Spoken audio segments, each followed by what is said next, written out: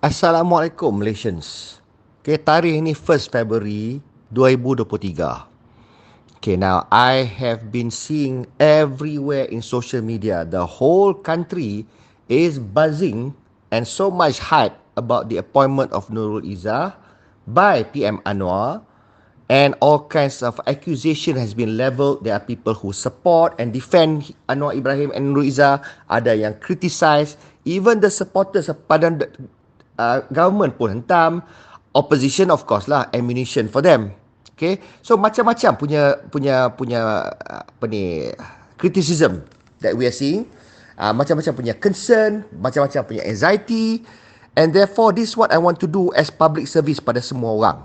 Okay, now I declare awal-awal so that you don't know where I'm coming from. You know where I'm coming from. I got no problem with that appointment. In fact, I support it, and I think it's a good thing, it's a brilliant thing that Anwar Ibrahim is doing. Okay, but doesn't matter. That is my opinion as a taxpayer. Okay, now let's go through every single one because I don't want to miss anything. I want to cover every aspect of what people is commenting. Okay, now the first thing is, orang kata, yang first accusation, kata this is nepotism. Nepotism because Anwar Ibrahim SPM, dia choose family dia. Dulu dia kata orang lain buat tak betul. So dia kata Anwar hypocrite. Dulu condemn previous PMs, orang lain buat, sekarang ni dia buat. Okay, bila explain kata pro bono ke, tak ada duit ke, they say pro bono is not excuse. Dia kata principle is still wrong. So it's hypocrisy. This is the issue. So now let's look at the meaning of nepotism. Okay, definition of nepotism is the practice among those with power or influence of favouring relatives, friends or associates, especially by giving them jobs. Okay, maknanya, see the keyword here is favouring and then giving them jobs. Let's look pula at the meaning of job. Job ni, definition dia, a paid position or regular employment. Okay, a task or piece of work, especially one that is paid. A responsibility or duty. So you tengok, all the connotation of a job is that it is paid. Okay, now kalau task, then dia tak ada authority. Kalau employment, dia ada authority and dia dapat paid juga.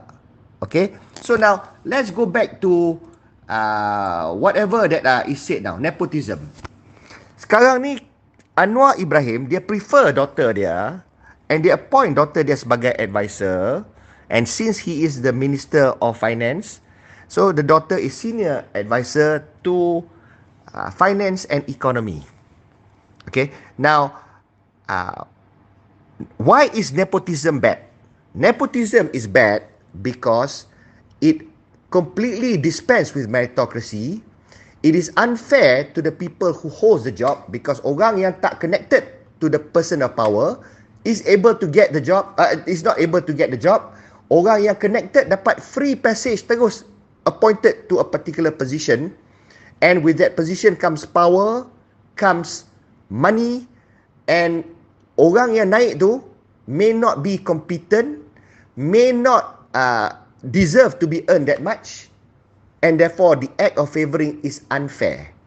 It is not fair to people, other people, and it's also not good for the country when you appoint somebody that is not befitting and you pay dana rakyat, you pay country punya, nation's money from the coffers to pay that person.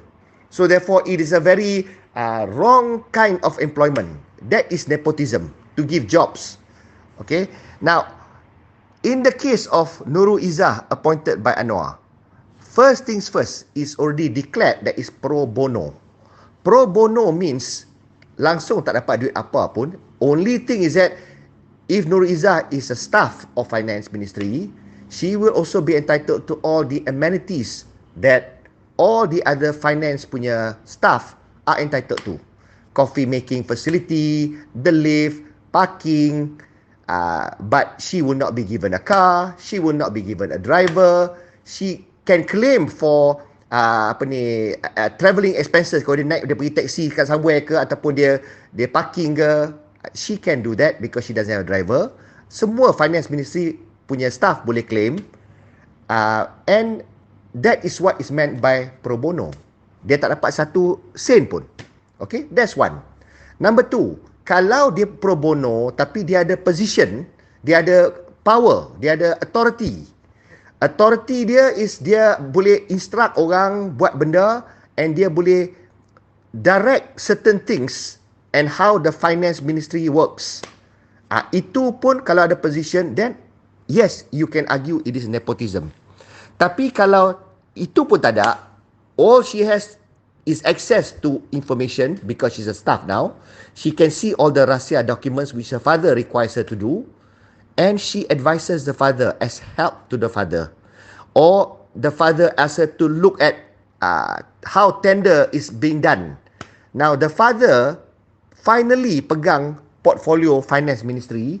Finance ministry has been under siapa sebelum ni? Under the previous administration, that is where all the ketirisan happened. The billions were spent, the corruption scandals, the squandering, semua melalui MOF. And therefore, bukanlah the ex-Prime Minister yang dalam jail saja yang buat. Dia guna tangan-tangan yang di dalam ministry tu. So, how many little Napoleons are in MOF? Nobody knows. PM pun tak tahu ada ke, tak ada ke, berapa ke. So therefore, kalau I am PM, I desire my people to look into these things. So therefore, what Anwar is giving Nurul Izzah to do, which dia tak kata is the only task. Dia kata there is one task. Maybe from January sampai sekarang, that's what she's doing. She is looking at tenders and whether it's done, whether the governance is betul ke tak. Of course, they got their compliance, their audit, their governance in the finance ministry. Yes. But it is handy for the PM to be sure that orang dia tengok that these are happening the way it's supposed to happen. That all those units that are supposed to ensure compliance are not hand in glove doing whatever that's not right. Okay, kita complain. Kerajaan dah tukar. Anwar kata he is banned to rid this country of corruption. Dia jadi Perdana Menteri. But still, DBKL still on the take kan. Also, sebat Mandarin Oranges punya pengusaha, retailer, sapu juga kan. So even though Datuk Bandar pun menekankan yang stress about not being corrupted, tetapi at the lower levels things happen. So nampak tak, there are little Napoleons everywhere, even in DBKL. There are bosses dalam situ pun that also support and doing makan cara duit haram. Jadi sama lah dengan finance ministry pun. You can have the PM, the finance minister bersih macam mana, bawah tu whatever happens macam mana. Has the minister time to go and look at every single corner dalam finance ministry? So therefore, kalau dia ada daughter dia yang dia trust, that share the same aspiration, why can't she be his eyes and his ears and to report balik apa benda tak betul?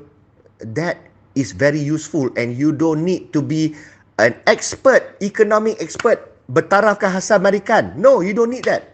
Whatever Nurul Izzah punya qualification is, being mantan PAC punya chairman at one time, she's looked at accounts and everything, she can do that job well. She is competent. Jadi, siapa kata yang position senior advisor on finance economics got to be just that? There can be 10 of those doing different things. So this is the first task yang dia kena buat, and she has to do that. So, and she do this for no pay, pro bono. She doesn't have authority to instruct anything. She just get to access and report, and PM office can instruct and do whatever needs to be done. So sekarang ni, kok mana yang nepotism? What is nepotism about it? It's bad nepotism ni kalau kita bayar duit pada orang yang tak patut dapat, and kita tak dapat the same value of services. Orang yang tak competent are appointed to positions yang patut occupied by orang lain, and you make decisions favouring that the family members. This is why nepotism is bad. In this particular case, present ke those issues? Present ke the issue where Nurul Izzah dapat gaji yang tak patut terima? Adakah dia dapat authority ataupun decision making power yang dia tak patut ada? No, she is just reporting to the PM directly, and she is just doing whatever the father assigns her. Daughter tolong bapa. So therefore there's nothing nepotism about this.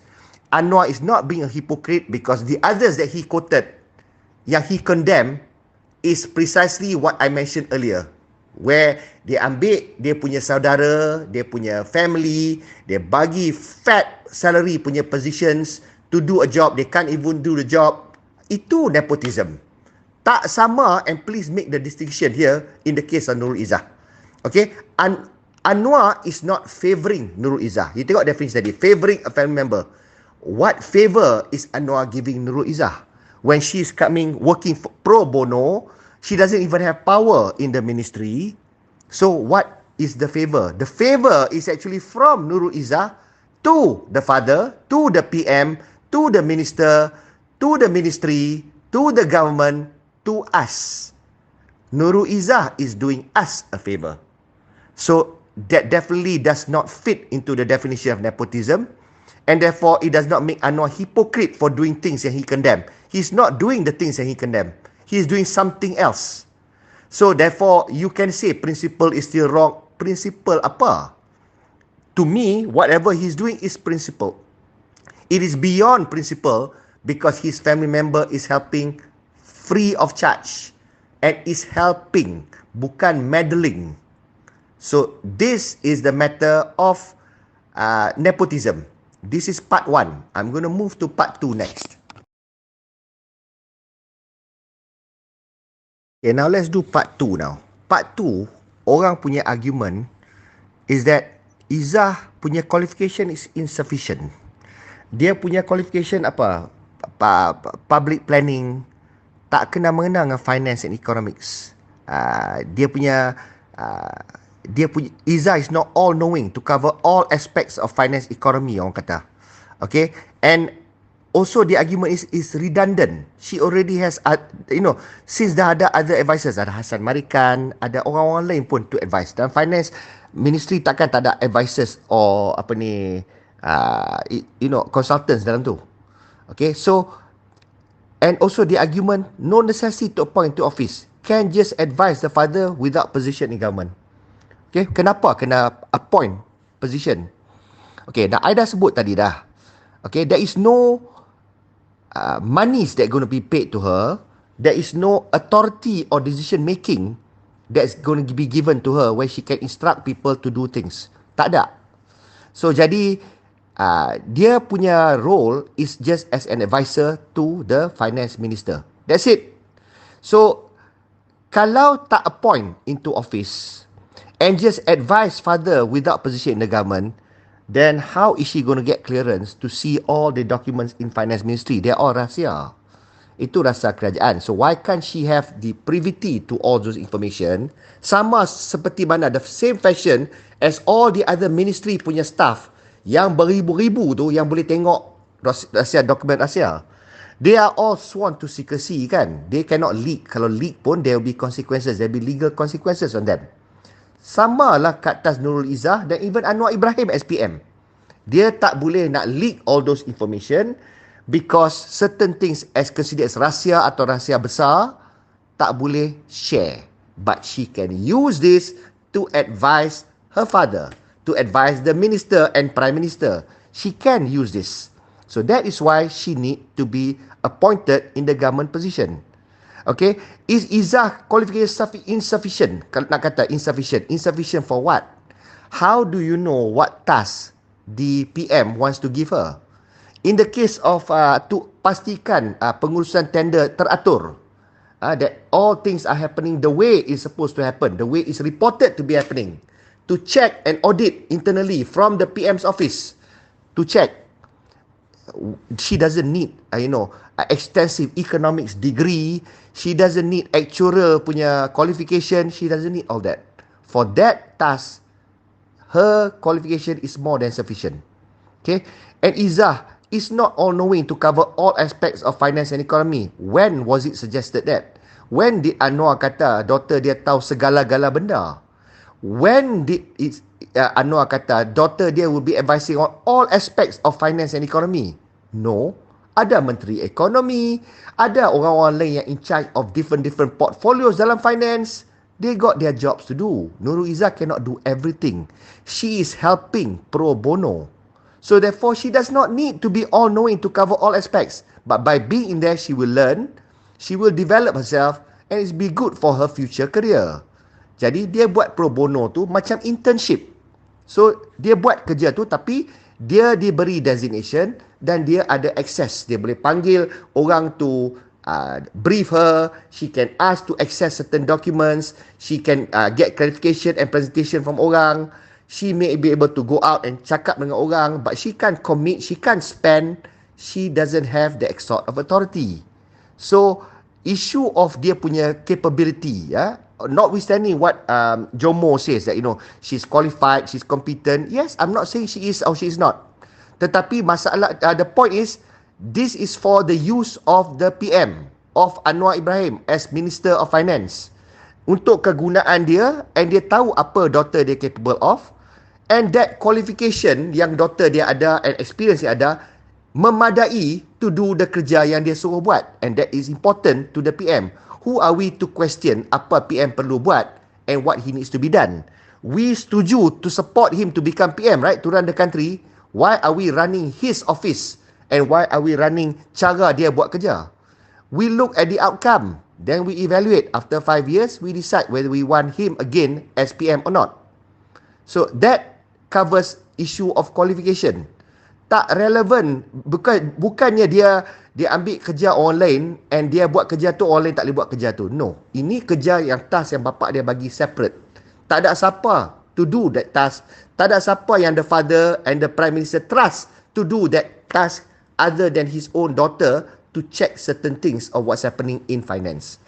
Apa benda yang tak betul jadi in finance semua tu, the PM baru take over the finance ministry pun, dia sendiri pun tak tahu apa exactly is happening, how is working, whether it's working well or not. So therefore, it's really handy, and I believe that it is very strategic for him to have his own daughter who is competent to look into all these aspects and report to the father, so that the father is better acquainted on what's really happening on the ground.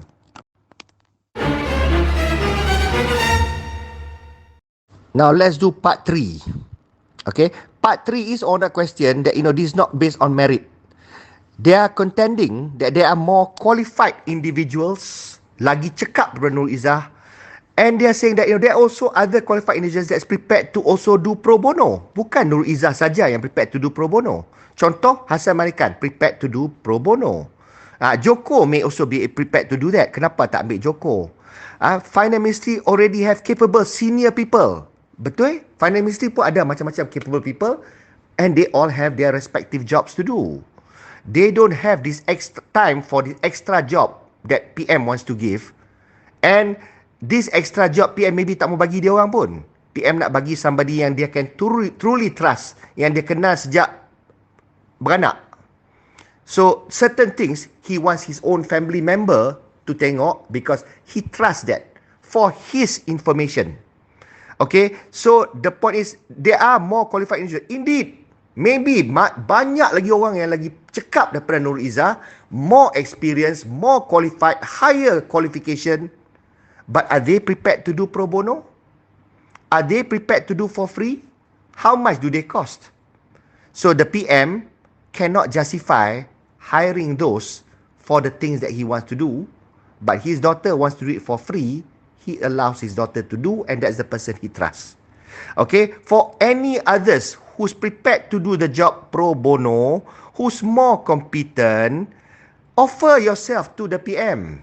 I guarantee Anwar Ibrahim, as PM, will be receiving that with open arms. Thank you. Kalau siapa-siapa nak buat kerja free untuk government, you ada expertise, you do for free, tak ada duit apa pun, and you tak minta executive punya power pun. Tak payah.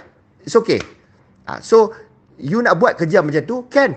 Anwar Ibrahim akan bagi. So, to me, katakan ada 10 lagi orang, lagi cakap pada Nurul Izzah, prepared to do pro bono, please present yourself. I guarantee finance will take all. Siapa nak buat kerja? Because there is so much work to do, so much to clean up.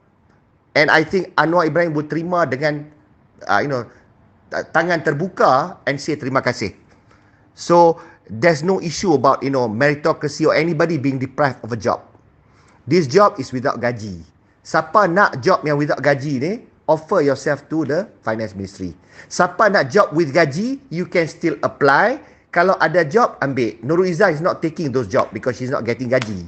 She's not taking any of such jobs. So, I hope I've addressed the meritocracy. This is part 3. So, now let's do part 4.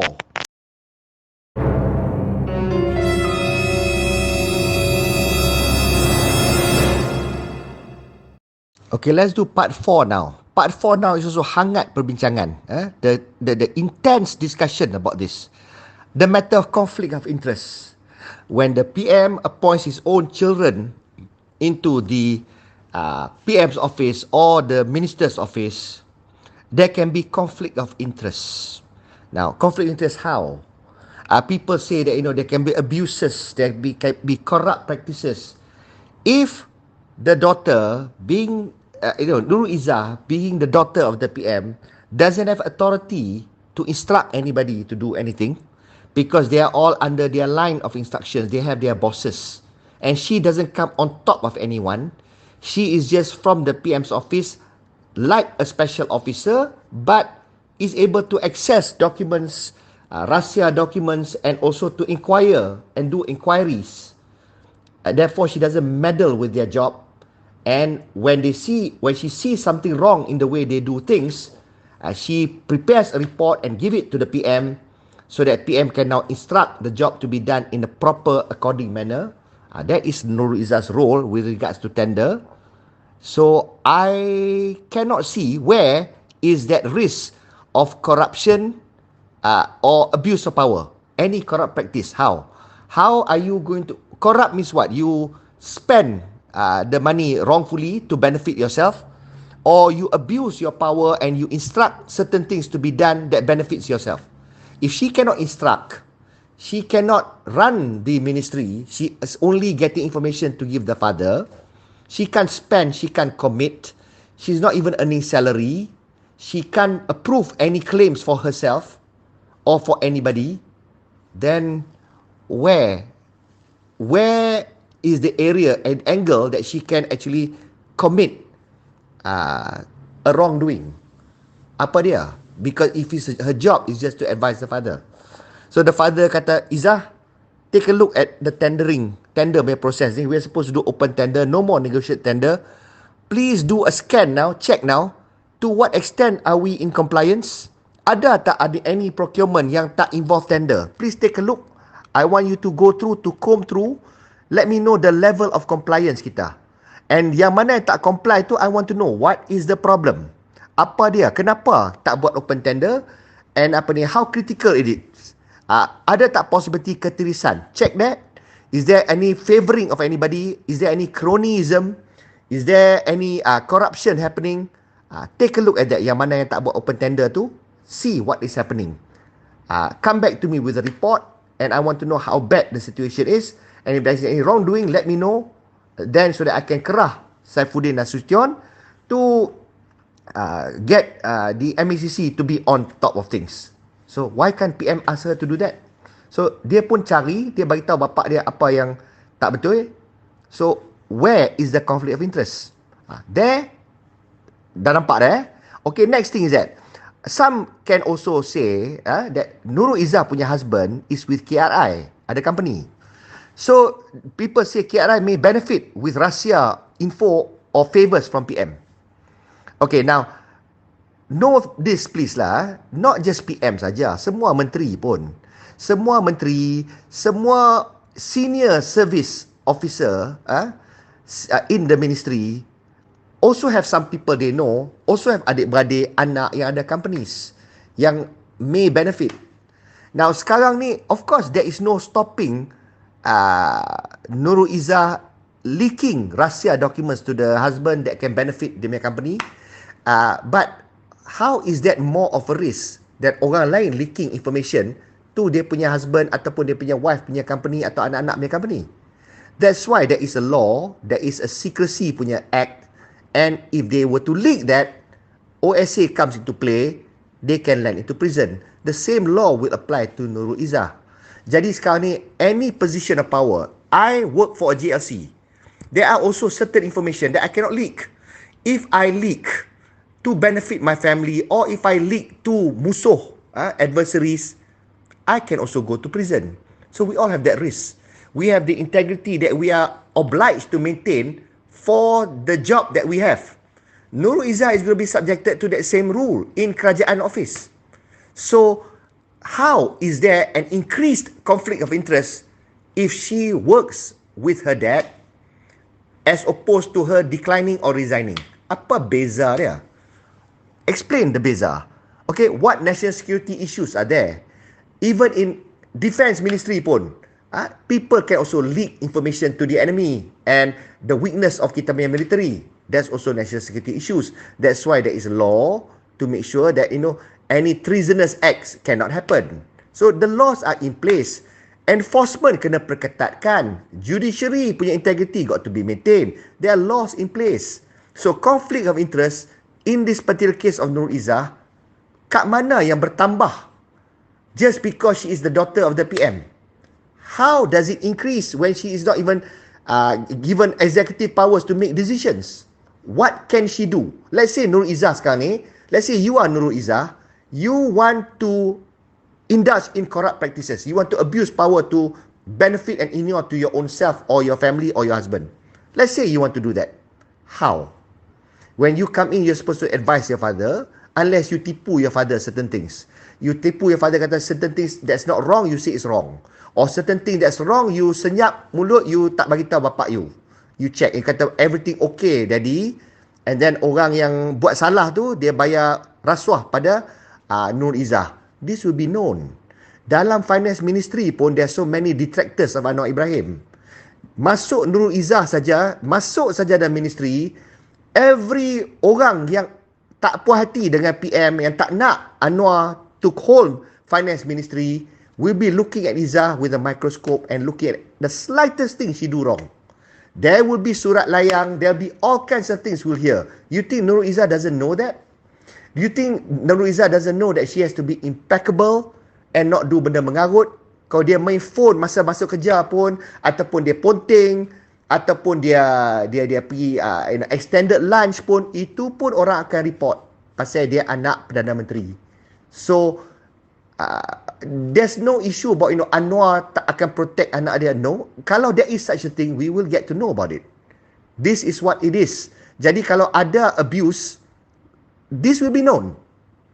They cannot get away with things. Kita dah tak ada draconian punya policies. Kita tak ada draconian punya rules sekarang ni. Dulu masa zaman Najib, you question, you masuk jail. Sekarang ni orang kutuk Anwar macam-macam. Dia punya appointment of dia punya own daughter pun, which he has prerogative to do. He has the prerogative, he has the authority. Nothing unlawful about what he's doing. He has the right as a PM, as a minister to hire anybody. Orang kata macam-macam, orang tuduh macam-macam. Has the police called up anybody?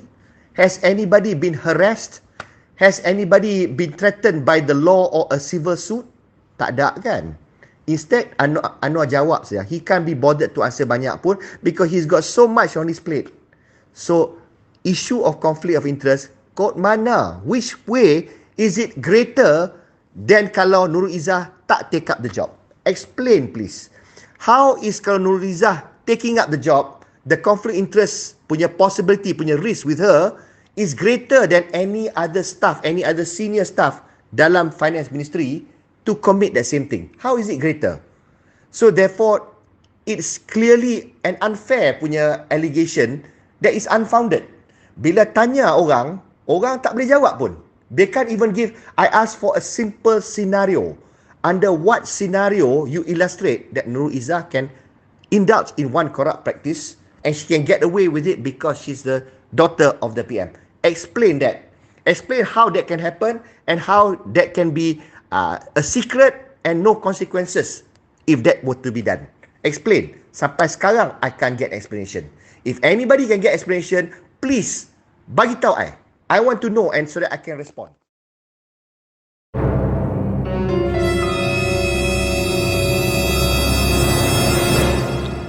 Okay, this is another point lah. Orang highlight, kata family members ni bahaya. Look at Rosmah. Masa zaman Najib dulu, Rosmah is able to do all kinds of things, instruct and enrich herself. Ada cases pun. And the Solar punya case tu, she's already even convicted to go to jail and pay 910 million fine pun. So how was Rosmah able to do that? Rosmah was not even appointed as any advisor or any position in Najib punya outfit, in the ministry. But she had an office. Ada office dia, and ada orang serve dia, tapi dia tak siapa. Dia sebagai isteri Perdana Menteri saja. And she's able to instruct everybody. Dia pergi ke even Hassan Marikan and tell Hassan Marikan to do certain things that to intervene to benefit to her companies or dia punya crony. Hassan Marikan refused to do that, and she threatened Hassan Marikan and say, I will get you removed. So she doesn't have power to remove, but she has power to tell the father to remove Hassan Marikan. She did that, and the next hour or next day, there is a call from Najib telling Hassan Marikan, look, Y factor, he needs to let go of Hassan Marikan. Hassan Marikan tak payah. Hassan Marikan kata, I will quit. That is a man of dignity. He just left Petronas. That was why Hassan Marikan left Petronas. So, what is the underlying point here? Rosmah was not even appointed as advisor pun. But she can do, right? So, that is what it means. Any Prime Minister punya atau Menteri punya family member can strut around, and Nurul Izzah can also do the same and say, I'm the Anwar Ibrahim's daughter. I want to see this, I want to do this, I want you to do this. You don't do this, then I will talk to my daddy and tell them to remove you. They can do that. Wan Azizah can do that. Semua orang boleh buat. But the point is, will they do? Kalau you buat, people will get to know. Sampai time, Rosmah dah masuk jail, nak masuk jail kan, dah convicted kan? Because she did whatever she did. So, the point is, they can abuse their position as family member of the people in power without having to be appointed in the ministry. And they are not subjected to the rules of the employment of the ministry. They can do whatever they like. The ministry cannot take action on them pun because they are not employed. Tapi kalau they are employed, they are subjected to the same HR rules, they are same governance punya rules in the ministry, and it is more controlled. It is more specific and khusus apa Nurul Izzah punya scope is. So, nampak tak beza dia? So abuse can still happen. But people will know when it's abuse. Orang yang disuruh buat benda yang against what they are supposed to do, they know this information, and all this information semua akan keluar. Now, Nurul Izzah is in the finance ministry. She can speak to the people in there. They will tell her tales about what Rosmah did and some more wrongs that she did. Semua ni boleh surface, semua ni boleh pergi kat bapak dia, and father has under him the menteri home ministry punya, home minister is under him. Home minister, under home minister ada MACC, ada polis, ada immigration, ada customs, ada bandaraya, ada semua. Bandaraya bukan, but all these other agencies, enforcement agencies are all under the home ministry. So all that can spring into action based on whatever Nurul Izzah find out dalam finance ministry. It's why as a finance advisor, Anwar can tell Nurul Izzah to do and find out, dig up anything he wants. That is a person that he trusts, his own daughter, and nobody, no little Napoleon or big boss besar dalam finance ministry can shut her up because she's the daughter of the PM. So she can use that power as a daughter, and she's also a staff, a designated staff there. Itu kerja dia. Nobody can get in the way because if they stop her, they block her, she tells her father, pandemonium will break loose. So good that somebody highlight Rosmah punya matter. Rosmah did not even get any position pun. Tak dapat gaji pun. Tak payah. She can do so much damage. So, the appointment of Nurul Izzah tak ada gaji, tak ada authority to instruct apa-apa pun, is apa ni, mild compared to what Rosmah could do without even being appointed. So on that note, on conflict of interest, I rest my case.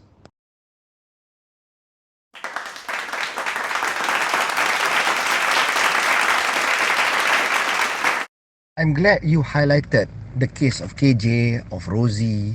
Okay, KJ was a staff, but Rosie was not a staff in Finance Ministry. She didn't even have a position. She doesn't even have a role. But she had an office. Okay, so Rosie strut around as the first lady, Flom, of PM punya wife. And she wields so much power and influence. She starts telling people in the finance ministry, even in Petronas, she tried to do that. She even tell of Hassan Marikan. Tell Hassan Marikan to do this, award this project, award that project. How do you think she can pull all kind of stunts sampai boleh keluar kes solar power punya matter tu, dah convicted pun, dah nak masuk jail pun. That is not even appointed as a person pun. A family member of the powers that be have the ability to strut around and instruct, because if they don't do as told, then the person in power has the power to remove or inflict dire consequences on them. So therefore, nampak tak, in the case of Najib and Rosmah, it happens because Najib is corrupted, Rosmah is corrupted. So that combo of husband and wife kata buat certain things, do certain corrupt practices, and she got no liability because she is just a nobody. She's got no authority. Siapa yang dengar cakap dia tak abuse power. Where did Rosmah abuse power? Rosmah convicted pun tak ada pun abuse of power. Najib ada abuse of power, but Rosmah tak abuse power because she never had power. But she is able to exert her influence because she is the Prime Minister's wife. So dia buat. And why was she successful to do that? Because whatever she promised, the dire consequences that Najib will inflict, Najib performs exactly. Najib abuse power. Najib inflict consequences yang wife dia suruh buat. Najib instruct benda-benda yang wife dia suruh budak-budak buat. So therefore, they take it, whatever Rosmah suruh buat, better do, because otherwise PM will instruct or PM will sebat kita kalau tak buat. Okay, the same thing applies to Jolo. Jolo was not even a staff of 1MDB. Jolo was not even appointed. Jolo was a secret. Even his presence in meetings pun is supposed to be silent. Tak allowed, not allowed to even record. Instruct orang the audit to delete nama Jolo. Jolo control Najib's account. Bank dengar cakap Jolo. Mana yang Najib kata put in writing, kata ikut cakap Jolo? All the other company semua, everybody, even the CEO of 1MDB dengar cakap Jolo. Who is Jolo? Did Jolo have to be appointed as advisor for him to do all that damage? No. But how was Jolo able to do that? Because Najib is corrupted. The one in power will empower Jolo to do these things. And kalau tak dengar cakap, the consequences will come from the person in power. This is the point that you need to establish. Jadi as far as Nurul Izzah is concerned, you suruhlah Nurul Izzah punya resignation be retracted, appointment to be retracted, Nurul Izzah to resign. Apa beza dia? The point is, if Anwar is corrupted, if Nurul Izzah is corrupted, Nurul Izzah need not be appointed into the finance ministry. She can just strut around in the ministry as the PM's daughter, and she can instruct all kinds of things to benefit herself, her husband, and her family, just as Rosmah did. She can do that. That is conflict of interest, but that will be known, that will be reported by finance ministry punya staff eventually. Whatever that's in the dark will come to light. There will be consequences. Wrath of justice shall inflict when there's a change of guards. This people don't understand. People who are asserting that they are appointed means conflict of interest are naive and gullible. They don't even know how things work. They are not observant of what's happening.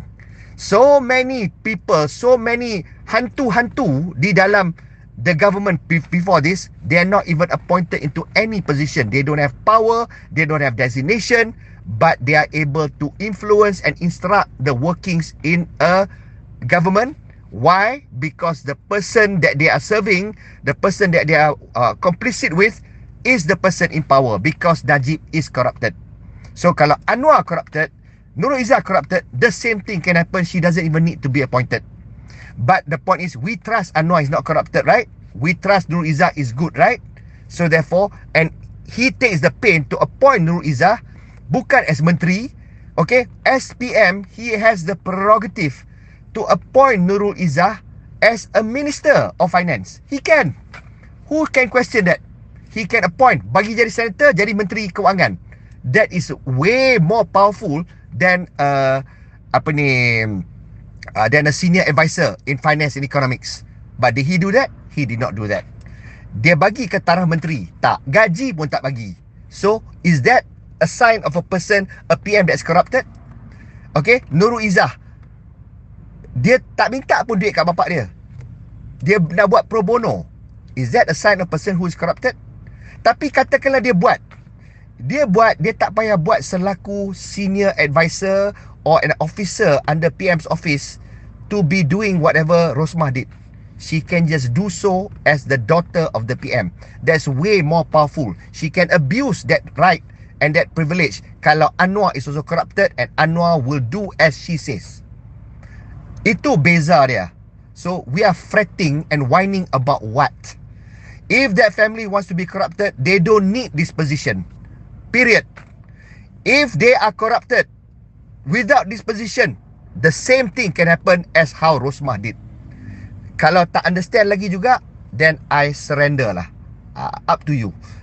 People who are fixated or principles, corruption, ini. Tapi apa pun tak boleh produce. Tak boleh give one scenario pun. Tak boleh highlight apa yang tak betul pun. Just pasal it doesn't gel, doesn't resonate with what their idea is of an ideal governance. They don't understand, the whole concept of nepotism. Tapi dia rasa, no lah, dia pakai this standard, that standard. Which standard yang orang kerja pro bono? Which standard yang orang appointed tak ada authority to instruct anything? Which standard applies? So you apply standard kod mana? So anyway, I've done saying whatever I'm saying. I think my point is underscored. Okay, siapa highlight Rosmah, that's a case in point. That's the precise point I'm using. Tak payah jadi apa-apa officer pun. Damage can be done so bad. Kalau Rosmah was appointed as advisor, tak ada beza pun. She does the same thing. What's the difference? So for people of Anwar's family, it doesn't matter what they're appointed to. As menteri ke apa pun, they can still do malpractice. They can. Kalau Anwar corrupted and support that. Tapi kalau Anwar is against that, suruh nak tender, open tender, look into takbir urus tender, then kod cara mana? Whatever Rosmah sebat was not through tender. Whatever Rosmah sebat, Rosmah buat, Najib buat, semua from negotiated tender, inflated punya contracts. So sekarang ni, we have a prime minister who's using his daughter to ensure to tighten all these loose ends, to tutup lubang-lubang ni semua ni. Oh, menggelabah, kecoh, takut dah. Oh, conflict of interest, nepotism, corrupt practice. I don't know. This is beyond nonsensical. That's all I have to say.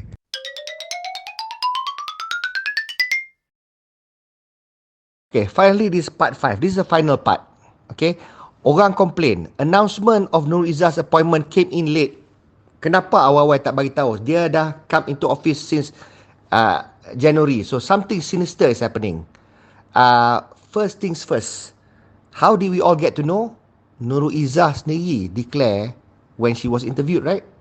Did anybody find out, anybody in the ministry report and complain Nurul Izzah is appointed secretly and she is doing benda-benda yang tak patut, she is abusing her power? Adakah siapa-siapa komplain? Tak ada kan? Nurul Izzah herself declared. She could have just kept quiet. And bila benda tu pergi ke Anwar Ibrahim, yes, betul. And Anwar Ibrahim confirm what is the situation, and she's appointed pro bono to do what? Now Anwar even explain yang dia buat tu untuk take a look at how tenders are done. That's the first task. Lepas task ni ada task lain lagi. So the PM is at will to use the daughter for anything. Tapi daughter tu tak boleh instruct, daughter tu tak boleh assume the powers of PM. She's not even a special officer to do things on behalf of the PM. No. She is a special advisor.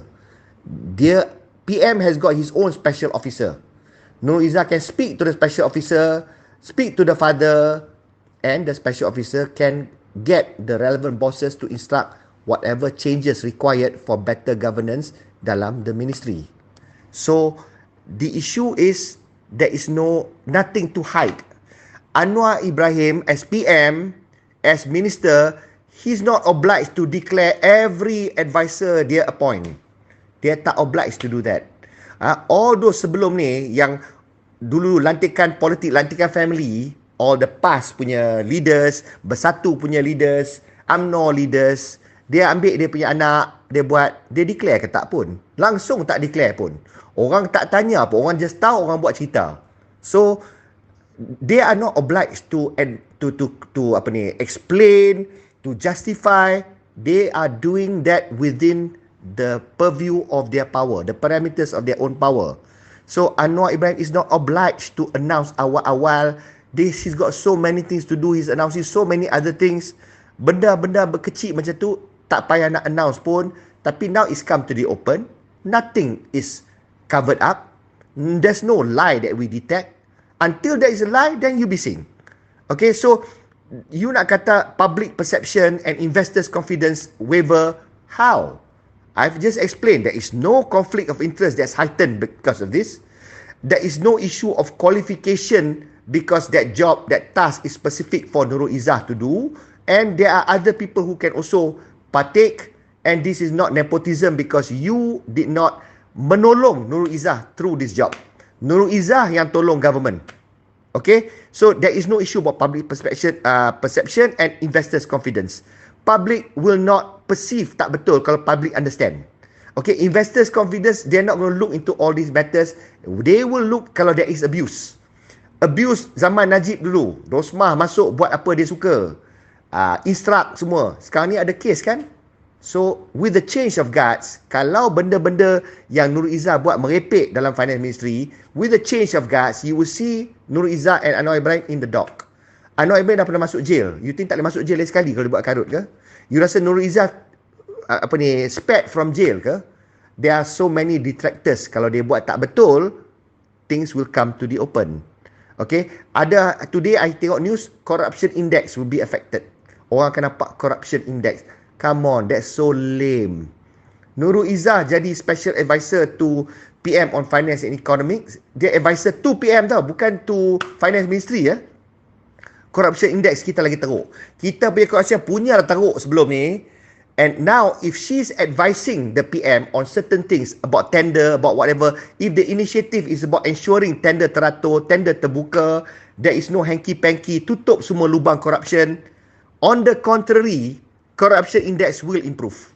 I believe Nurul Izzah punya appointment and how the PM and the Minister of Finance intend to use her will do exactly that. Reduce the corruption index. Let time be the judge. Let time vindicate what I am saying now.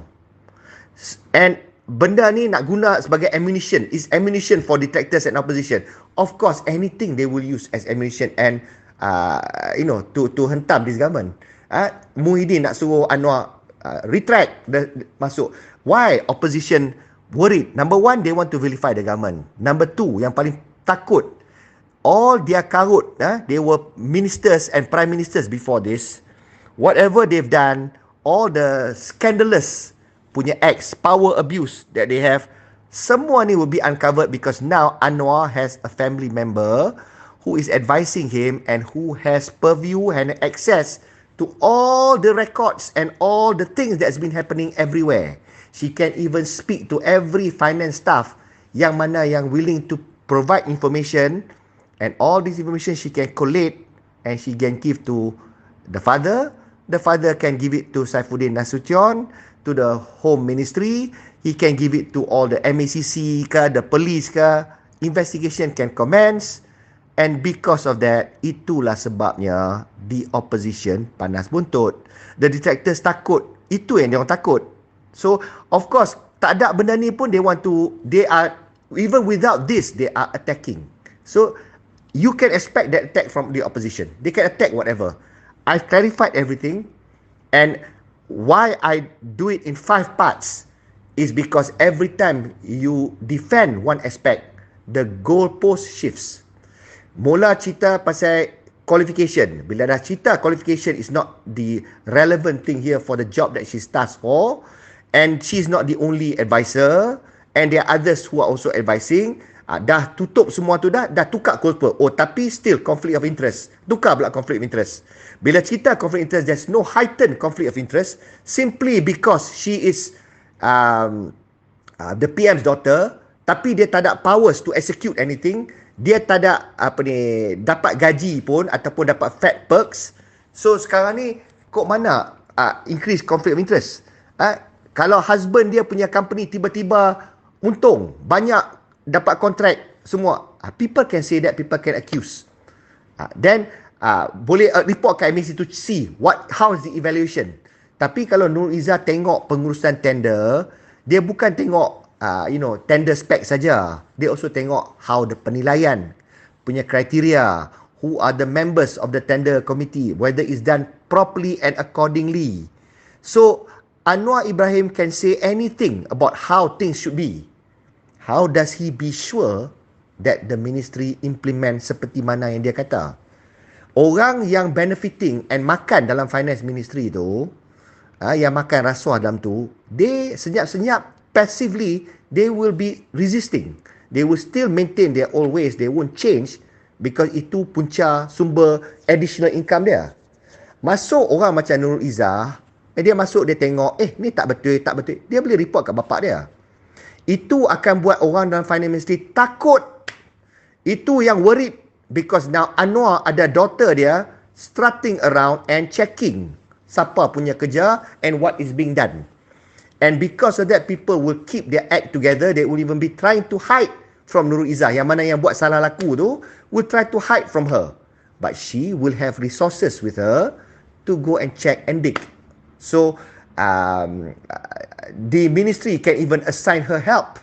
Can even assign her clerks to do certain things, to tengok certain things. These are resources given to her to do her job. So, to me, I am excited about Nurul Izzah being in the finance ministry, and you will see so many things akan timbul, akan keluar, and bila report pergi kepada MACC and opposition gets hauled up for investigation and they start being prosecuted, that's when the fun begins. Jadi to me, I am looking forward to this. I'm not worried about there being more corruption or scandalous punya ni by virtue of Nurul Izzah joining the father. I look forward to all these scandals and corruptions in the past that's happened coming to surface and coming to light and being prosecuted, and the wrath of justice falling on them like rain. This is what I look forward to. So I think I've covered every aspect. This is part 5, and I hope this will be beneficial to whomsoever who has issue about Nurul Izzah being appointed. Assalamualaikum.